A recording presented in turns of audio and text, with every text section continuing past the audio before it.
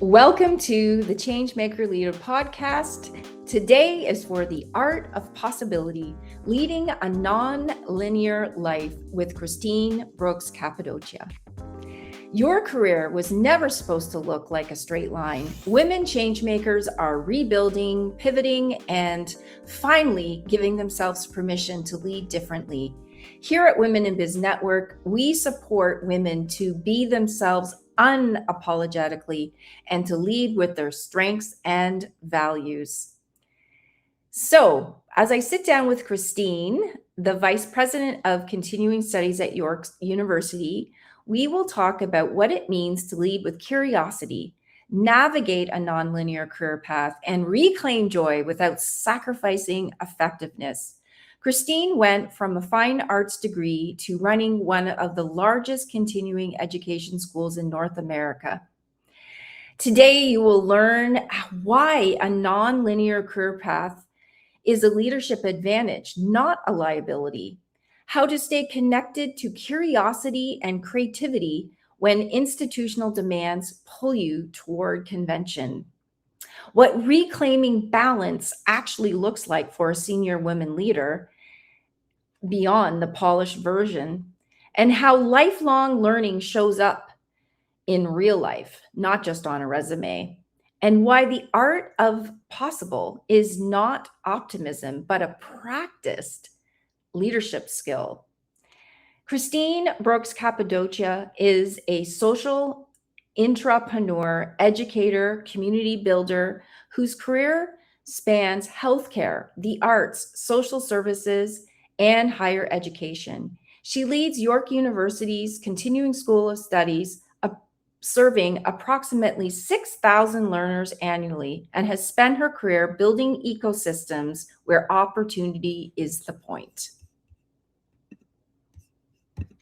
Oh, Lee, it is such a pleasure to be on your podcast. First of all, I've been following ChangeMaker leaders and certainly women in biz ever since I was introduced to you, and just an honor to be here. So thanks for having me on the show. Yeah, and before I get started, I have been following your podcast. So do you want to tell us a little bit about how that began, like talking about unconventional? I just love that you have utilized the art of podcasting to build an audience and to support students and educators and your community at large.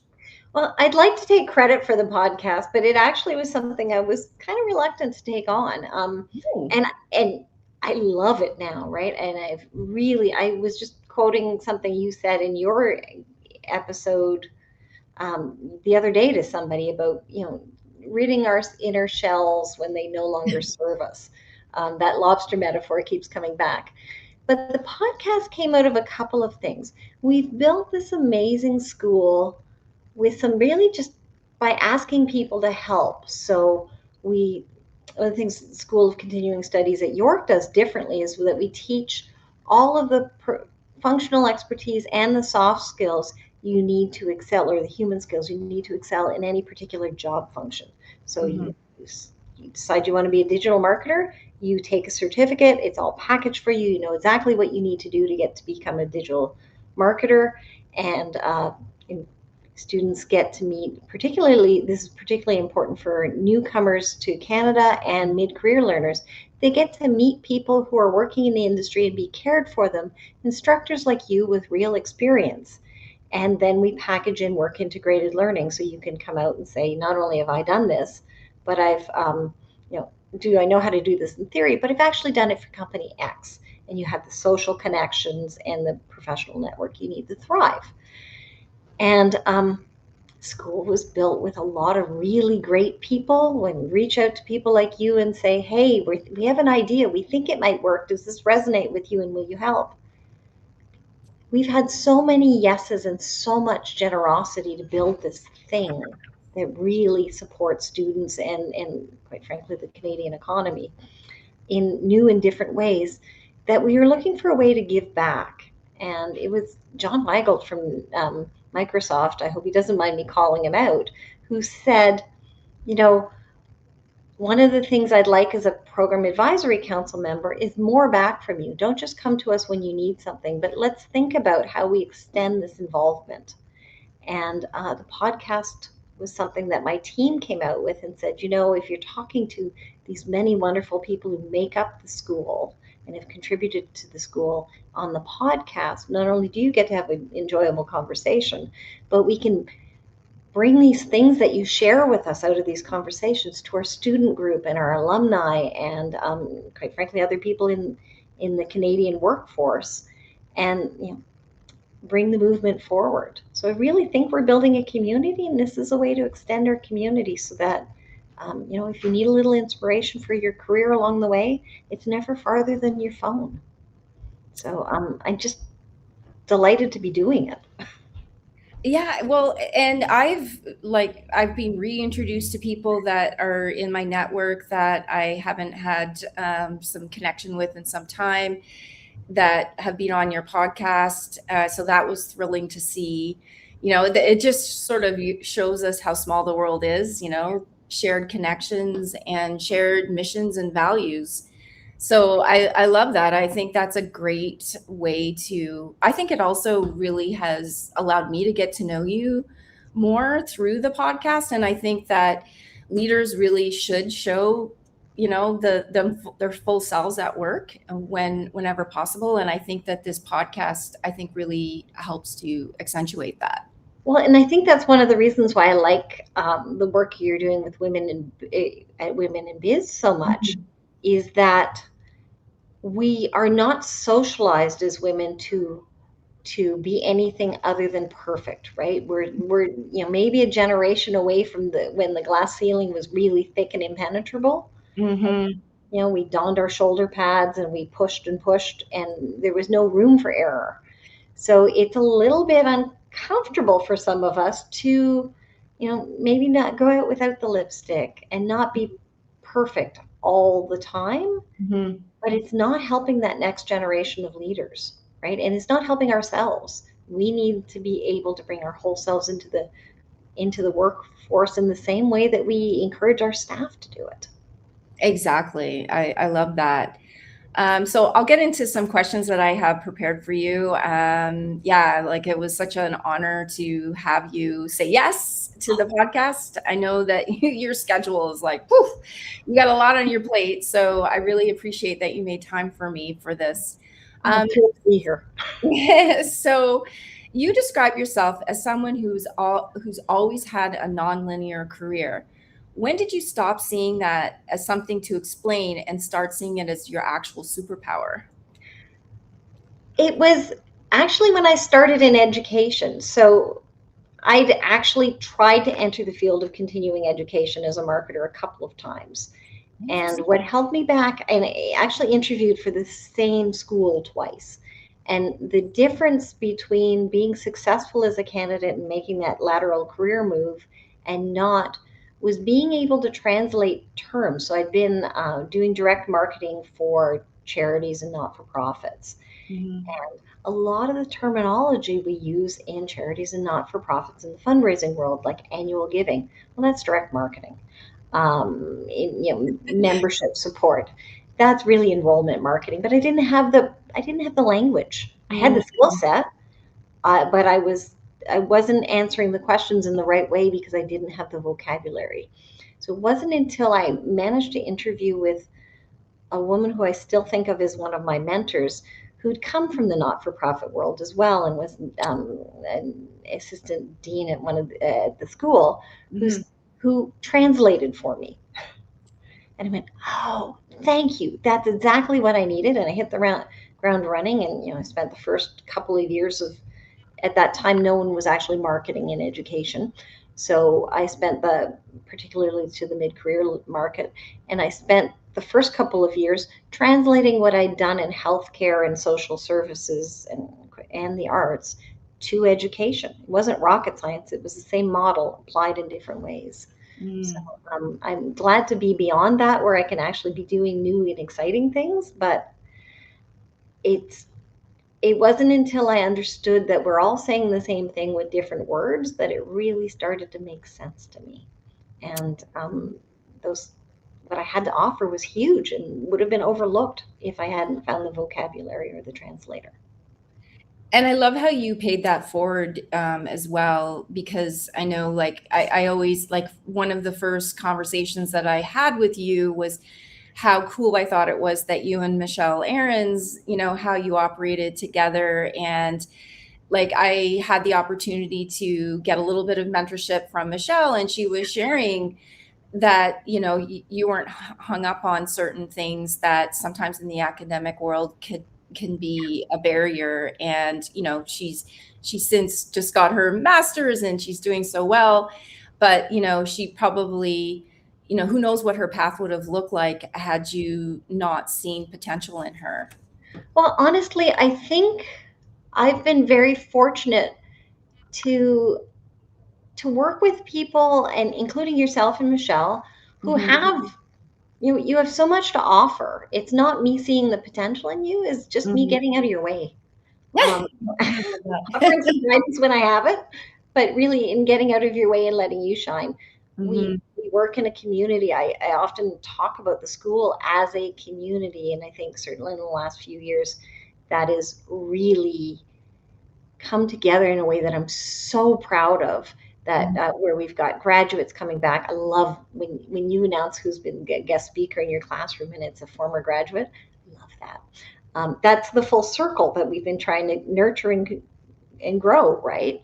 Yeah.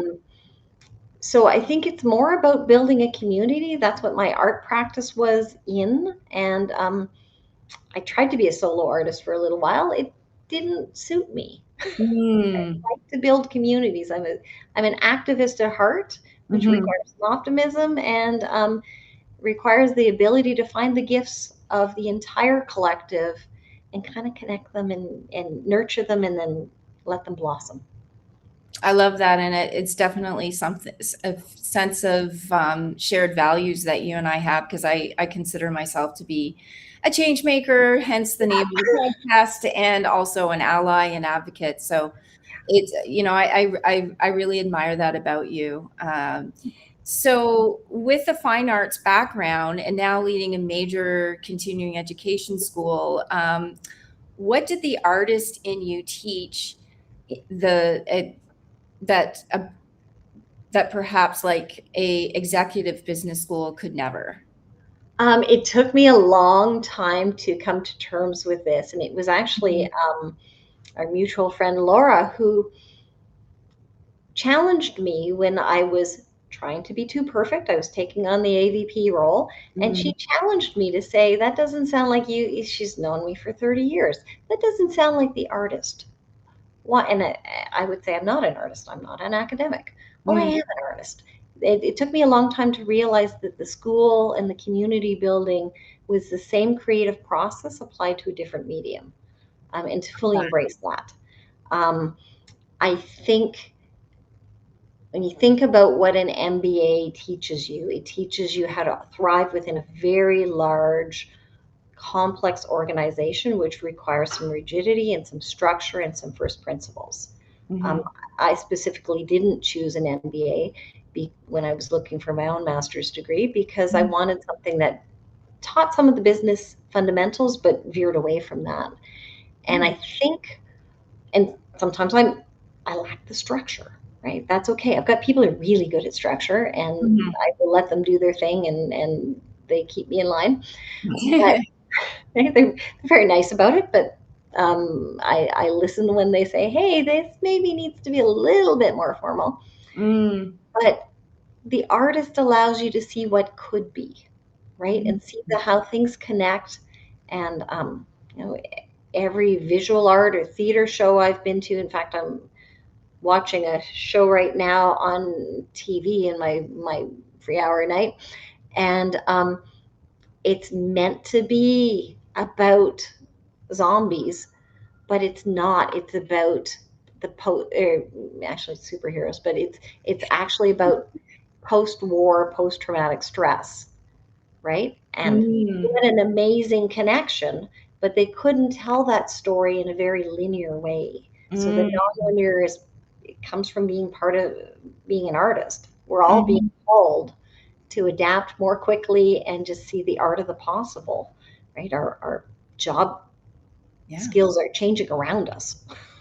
Oh yeah, I think that artistry in this day and age can serve us so well, and it took me a long time to own that. Like being a content creator is a form of artistry.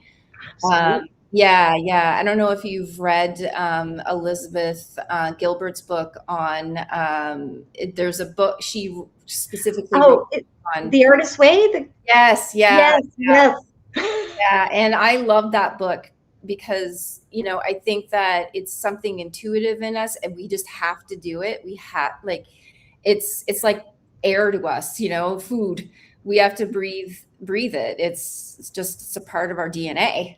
Well, and we work so hard to suppress that through post J to K educate, J to 12 education, and just the way we teach people to exist in the business world, in what used to be a very patriarchal approach, kind of stifles that creativity that we just are innately born with. Yeah, And the exactly. friendliness in the community and the acceptance, right? The idea that anyone can thrive just by being themselves, that should not be revolutionary. We learned that on the playground early on. Why do we have to relearn it as adults? We seem to.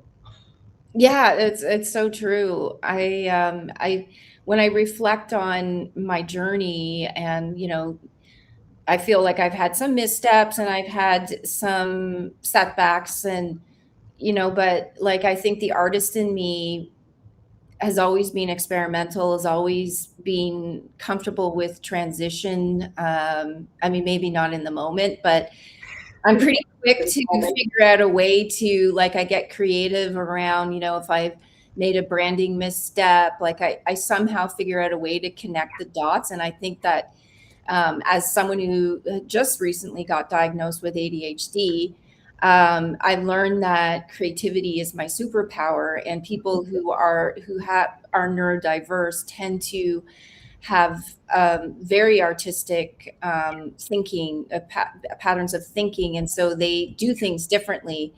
And I've come to see it as a strength. Well, and it is a strength, right? Because you're so well practiced at learning how to come at things differently that becomes just innate.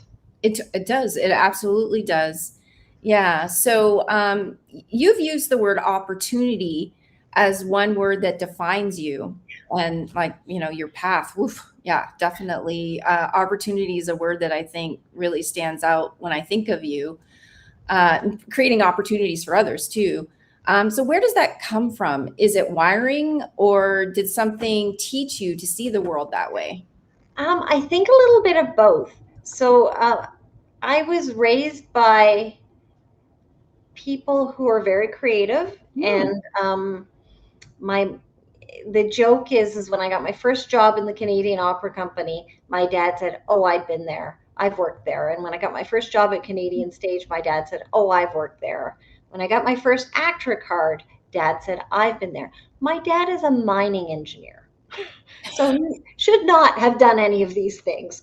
But he moved from being somebody who processed the metals in the concentrator, ran that firm, to seeing what the devastation is on the northern environment, and thought, oh, we could do that better. And so applied agency and fixed it. My mother has literally run the world. I'm not joking when I say she's had tea with Earl Grey, right? Like, it's just everywhere I go, they've done something amazing. And they live in a tiny little town in northern Ontario, but they have truly been there, done that. I'm in my family, I am the least accomplished, is often how I would think of myself. Up until still, my family, my brother is also quite amazing, but we've always been shown that if things don't quite work for you, or if something happens to you that maybe isn't as you would prefer, or quite frankly could be downright traumatic, you have the power you still have power in every situation. You have agency in every situation, right? You don't like something, See if you can influence and change that. Mm-hmm. Something happens to you that is out of your control, that's, maybe devastating. You still have the control of how you react and how you respond. Um, so, find where you have control in a situation and use it for your advantage. And often, if you're using it for your advantage, I would like to say most people are also think about, if it's good for you, it's probably good for others. Mm-hmm. And maybe if it's only good for you, maybe it's not good for you either. Right? Like if you're Yeah, not empowering exactly. people. Yeah, I love that. I always say, especially in business, those that can see possibilities of win-win, that is such a critical skill for interpersonal development. Is try to see it from the perspective not just yourself but of others, and if we can win together, then we're winning. Well, exactly. If we're both winning, we're winning. If one of us is Exactly. losing and one of us is winning, are we winning? Well, at Yeah. least for both of us, but probably neither of us, right? Yeah, exactly. Yeah. So thanks for reflecting on that. So you're currently in the season of reclaiming balance and joy. I laugh at this because you have like you mentioned you have three grandchildren. So I'm like, balance Yeah. and yeah, well, joy, I can be balanced. Whew. So that is a brave thing for a senior leader to say out loud. Tell me about that. Well, we came through the pandemic, and I- we were when the pandemic hit. My team had been, and I love how you incorporate play into your work and certainly into your teaching.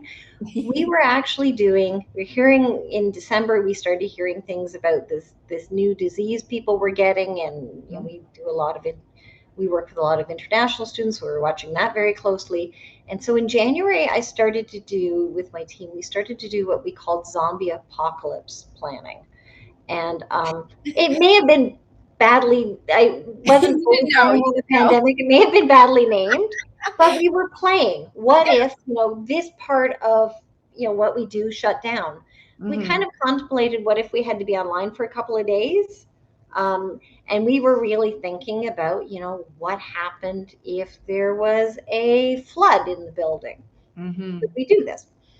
So it turned out we were doing the play just at the right time and got really lucky, and we were fully online, including English language, which had never been taught online in our school before, in Mhm. 24 hours. So the government said, I think it was a Wednesday, they said we needed to be ready to shut things down. We were there.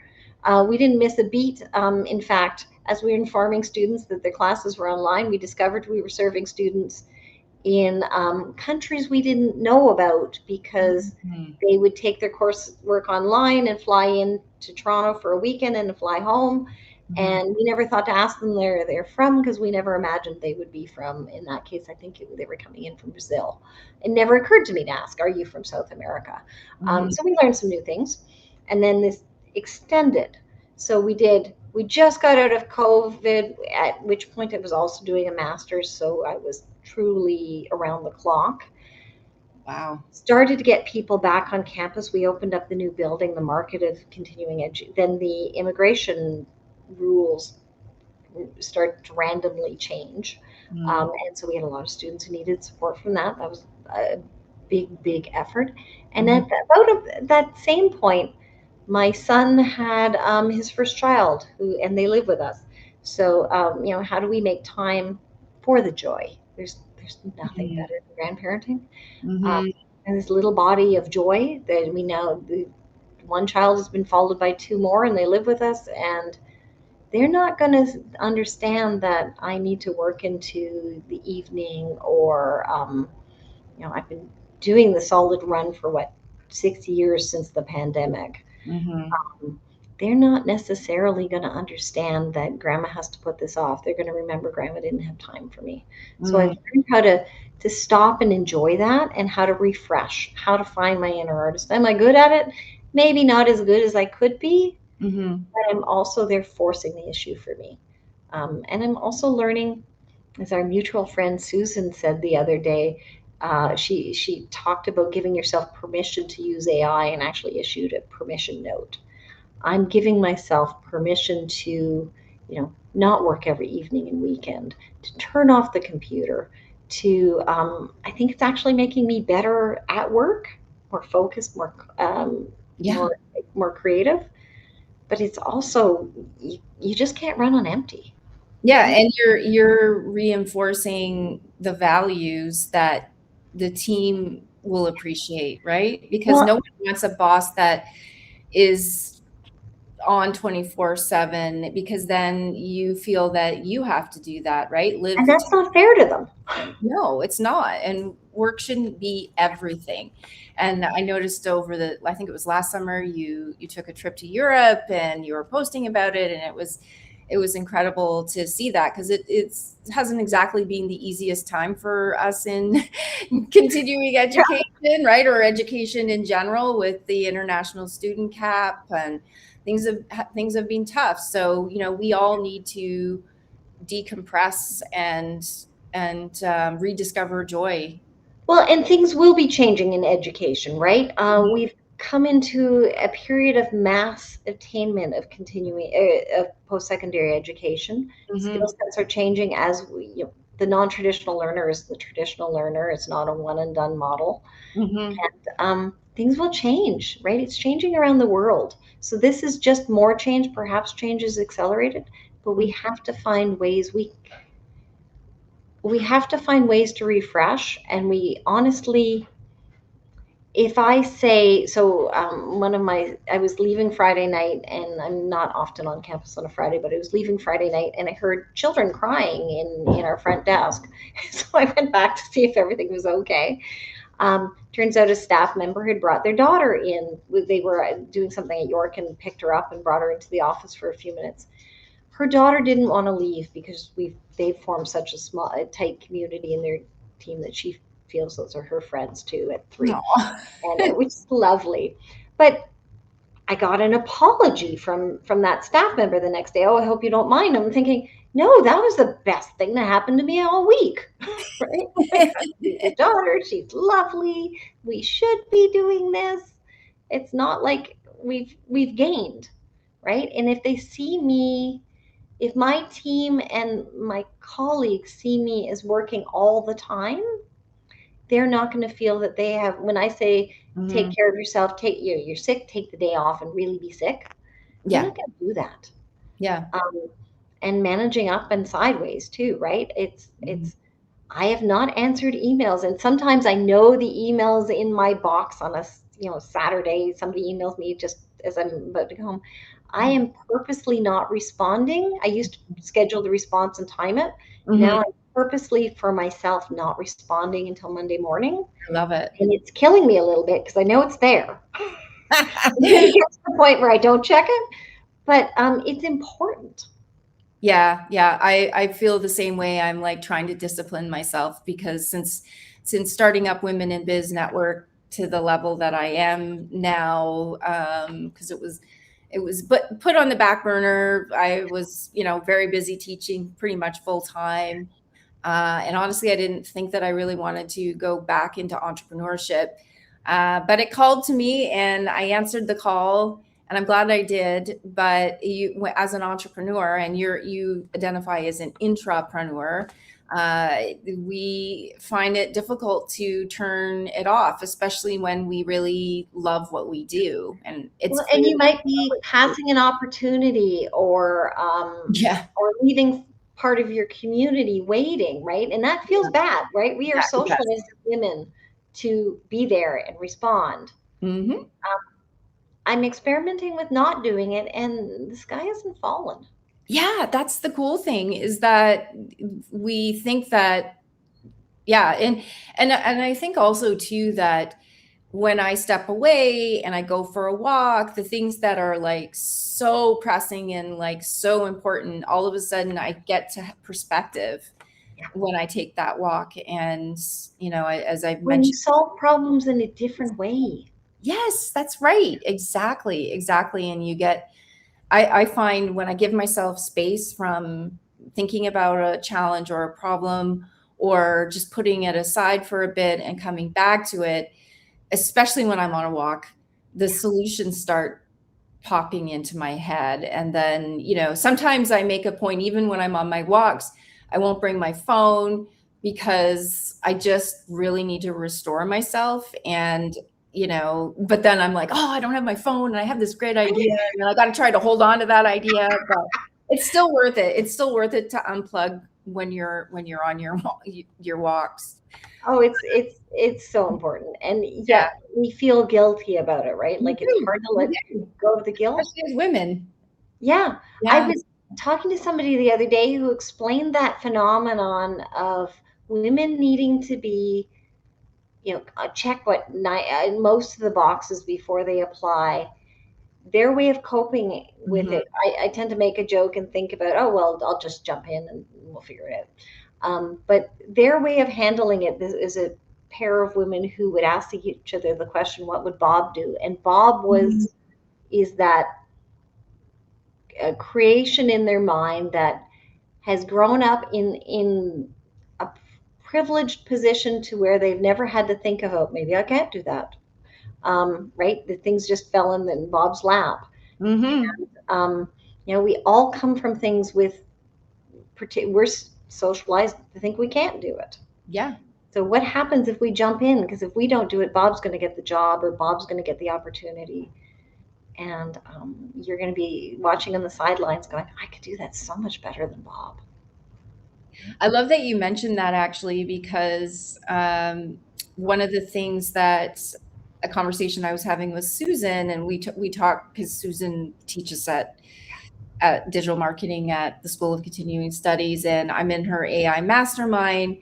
And it's for business owners. So we're talking about pricing strategies and things like that. And it's something I struggle with because as an artist and a creator and an entrepreneur, I got into this because I wanted to make a difference, not because I want to make money, but the two don't have to be exclusive, right? You can do both. And Susan said that she was struggling with a pricing question. And so she actually prompted Claude, I think it was Claude, the AI model, to say, how would a man respond, or how would a man price this? And I was like, I love that. Brilliant. So funny. But it's true, right? We are afraid to ask for what we need. And yet if you under ask, price often denotes value in the consumer's mind. So if you're underpricing because you don't want to be asked for more than you need, it sometimes creates the wrong impression. Yeah. Right? Yeah. You're really good at what you do. It should be compensated. I love that you're mentioning that, because that's out of all the things that come up on a frequent basis for my members in Women in Biz Network, it is, pricing is a challenging area. But, we have more tools that are at our fingertips now. And I think that we're on the verge, AI for all, that we really can level up. I think the opportunities do exist. I know there is bias in AI and environmental impacts and whatnot, but I think that the use of technology, and it's something that I teach in the classroom, as you have indicated, it's something that you can have both. You can be ethical, but you can still use these tools. And I'm excited for the future. So where do you see reskilling going? I know that you were talking about changes in the last year that you've seen to demographics and whatnot. So yeah, if you had a crystal ball, what do you see happening in education, especially around AI literacy and, things like that? I think it's going to need a fundamental culture shift in Canada. We've thought of education as being free or nearly free. And as we incorporate more AI and more technology into what it is we do, it's not free, right? The human skills will become more important. We will, and the mid-career learner doesn't necessarily want to go to their community university or college and sit in a classroom on their days, on their evenings. They don't have that kind of time anymore. Nor is that necessarily always the best use of time. I think there has to be, I hope we get back into the classroom more often, because that's social work, the community building work, and the endorphins that are released when we're interacting face to face and learning something together make the learning stickier. It makes it more enjoyable, and it makes it more accessible. It's a much better experience. But there's some things that if it's just rote memorization or somebody lecturing at you, I know I always find it hard to talk about that because we don't do that. Our instructors are amazing people who make the learning come alive and bring the learning out of the learner and learn from the learner. So, but if in the old school, the way people, the sage on the stage approach, that's not going to work, right? You get that from AI can do that now, and how many YouTube history videos are just AI, right? You see the snow come, and you wonder if it's true. Yeah, it's true. The human is more and more important, and I'm glad to see, as much as I think I do worry about some of the consequences of AI. I think the consequence we have agency to ensure happens is that it values us more as humans. Going back to our pricing discussion, that I hope will level the playing field a little bit more for creative and female entrepreneurs and entrepreneurs from equity seeking groups to understand that what they offer that is absolutely the most valuable has nothing to do with those things that AI can replicate or their competitors can replicate. It's them, their experiences, their viewpoint, their humanity. And that's worth something. Yeah, I love that. The other thing too is that with technology advancements, I think we're leveling the field for STEM as well, and we're making it more accessible. Actually, one of our previous students reached out to me. Through networking, she ended up at a job at Meta, and she hosts these coding, non-coding workshops where she builds websites and she does all these cool things. She's been a guest speaker at the school. Her name's Simran, and I learned through her. So it's like this cross mentoring. I learned from her how to set up a personal brand website on the platform Lovable using Claude. Yeah, very cool. And yeah, so I think that this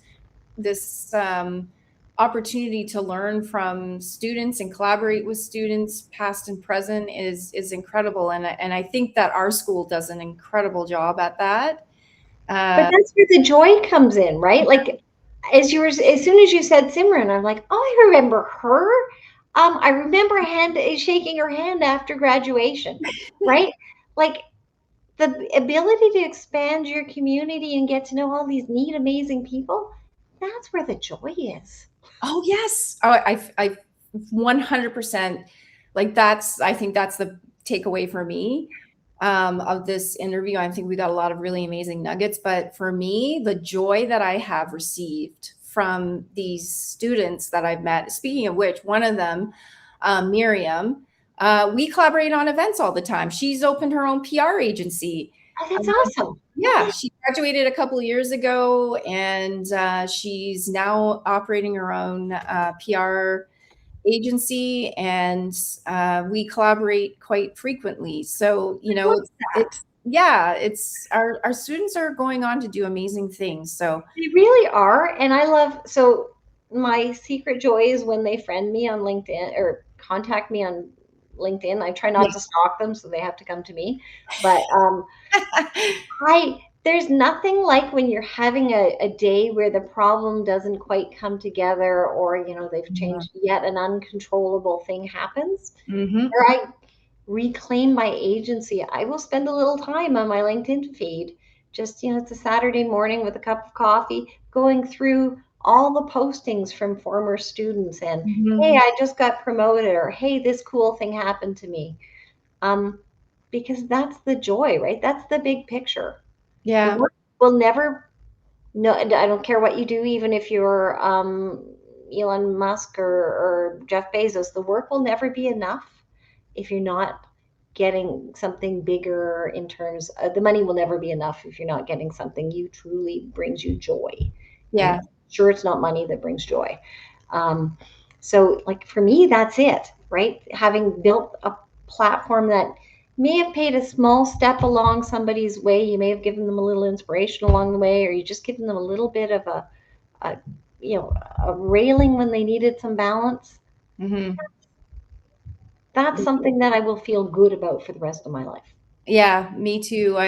Some days I'm tired or I'm feeling down or I'm worried about, where the future is going, especially with the cutbacks with education. And you receive a nice message. I got a nice message from a previous student who told me that, she really appreciated everything that I did that was non-conventional in the classroom, and that I was always talking about the power of putting yourself out there. And she said, I wish I leaned into that a bit more. I'm trying to do it now. But it really resonates with me. But at the time I was too afraid to do it. And I wish I had done it a bit more. So I actually read that message to my new students. And I just said, like, here you go. Like right now it may seem uncomfortable, but every little bit of putting yourself out there, it really can lead to opportunities. And Simran's story specifically blows my mind because she mentioned that she, trained in AI prompting early on when she arrived to Canada, and she avoided doing what her family told her, which was get a job at Tim Hortons and there's nothing wrong with that. But she was like, No, no, but it's not her. it wasn't her. And she's like, no, I'm leaning into the experience that I had before. And I see this opportunity, and that's where I'm going to invest my time. And, she went to a a Microsoft networking event Yeah. and met her future boss. And I just love that, I love when students take you up on, like, how many times do we say network, get out there, volunteer, and they don't always, right? Yeah. I realize in our earlier lives we probably didn't take advantage of opportunities that were given to us. Yeah. Um, I used to work for my first or second job out of university. I worked for a literal diva. She, grand dame of Canadian opera. Ben Hepner and Pavarotti used to call the office, and it was lost on me. I had no idea how cool she was. Wow. And yeah, it wasn't until I find myself as I'm at the time Ruby was 86, and I remember thinking our office was on the 6th floor, and the elevator went out. Mm. And I thought, oh, what a pain. I'm going to, maybe I'll take the day off. 86-year-old Ruby climbed the stairs and dragged me with her. Um, right? I learned a little bit about a gumption that I did pick up on the way, but I often find myself now, and not quite 86, but I find myself thinking, oh, if only I'd taken a little bit more time and fully understood just what I could have learned from that woman. I'm still learning things from her now. Mm. And it's been decades, but just the examples. We all stand on the shoulders of giants. Mm. Sometimes you need a little bit of perspective. And what a privilege it is to have been someone's giant in just a small way, right? Like that's huge. Oh, wow. That's incredible. I love that story. Yeah, I'm actually finding out that a lot of the women in my network, they just look so young, and maybe being inspired every day keeps them young because they're in their 60s and 70s. And I'm just like, my mind is being blown. I had no idea. And, because women are told not to reveal their ages. And so no one ever leads with that because there's a lot of ageism that exists for women. But these women are, into their 60s and 70s doing incredible things. And I think that change making keeps them young. Well, So honestly, I think learning new things and enjoying what you do, keeps you young, right? It does. That's our next ad campaign. Brain health. It's good for your brain health. So I want to start to wrap things up because I'm sure you've got meetings. I'm hoping that I haven't kept you too long. But this has been so much fun, and I've gotten so much out of our conversation. So what does the art of possibility look to you right now? It's interesting because I don't have a plan. I've never had a plan.